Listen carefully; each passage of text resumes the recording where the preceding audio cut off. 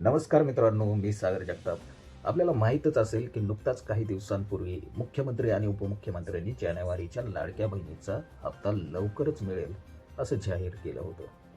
त्याप्रमाणे आता या जानेवारीला म्हणजे या जानेवारीच्या 24 तारखेपासून सर्व महाराष्ट्रातील लाडक्या बहिणींना खात्यामध्ये 1,500 रुपये येण्यास सुरुवात झाली आहे. साधारणपणे महाराष्ट्रामधील 1,10,00,000 महिलांना या योजनेच्या निधीचं वाटप होणार आहे.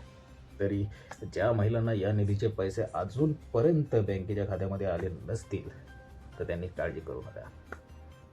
24 जानेवारी ते 26 जानेवारी दरम्यान म्हणजेच आपल्या प्रजासत्ताक दिनापर्यंत सर्व महिलांना या योजनेचे पैसे खात्यामध्ये जमा होतील. त्यामुळं निश्चिंत राहा, तुमचे पैसे तुमच्या खात्यामध्ये नक्कीच जमा होतील.